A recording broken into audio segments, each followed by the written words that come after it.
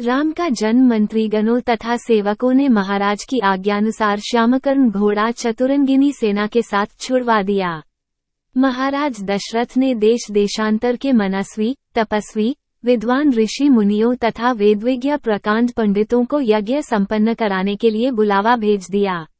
निश्चित समय आने पर समस्त अभ्यागतों के साथ महाराज दशरथ अपने गुरु वशिष्ठ जी तथा अपने परम मित्र अंगदेश के अधिपति लोभापाद के जामाता ऋग ऋषि को लेकर यज्ञ मंडप में पधारे।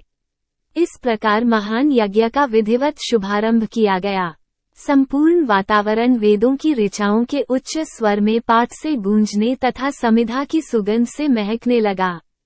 समस्त पंडितों, ब्राह्मणों, ऋषियों आदि को यथोचित धन धान्य, गौ आदि भेंट करके सादर विदा करने के साथ यज्ञ की समाप्ति हुई। राजा दशरथ ने यज्ञ के प्रसाद चरा को अपने महल में ले जाकर अपनी तीनों रानियों में वितरित कर दिया। प्रसाद ग्रहण करने के परिणामस्वरूप परमपिता परमात्मा की कृपा से तीनों रानियों ने गर्भधारण किया। अब चैत्र मास के शुक्ल पक्ष की नवमी तिथि को पुनर्वसु नक्षत्र में सूर्य, मंगल, शनि, बृहस्पति तथा शुक्र अपने अपने उच्च स्थानों में विराजमान थे। कर्क लग्न का उदय होते ही महाराज दशरथ की बड़ी रानी कौशल्या के गर्भ से एक शिशु का जन्म हुआ जो कि श्यामवर्ण, अत्यंत तेजोमय, परम कांतिवान तथा अद्भुत सौंदर्यशाली था। उस शिशु को देखने वाले ठगे से रह जाते थे। इसके पश्चात शुभ नक्षत्रों और शुभ घड़ी में महारानी कैकेयी के एक तथा तीसरी रानी सुमित्रा के 2 तेजस्वी पुत्रों का जन्म हुआ। संपूर्ण राज्य में आनंद मनाया जाने लगा। महाराज के 4 पुत्रों के जन्म के उल्लास में गंधर्व गान करने लगे और अप्सराएं नृत्य करने लगीं। देवता अपने विमानों में बैठकर पुष्प वर्षा करने लगे।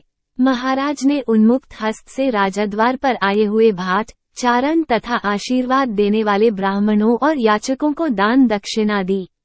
पुरस्कार में प्रजाजनों को धन धान्य तथा दरबारियों को रत्न, आभूषण तथा उपाधियां प्रदान किया गया।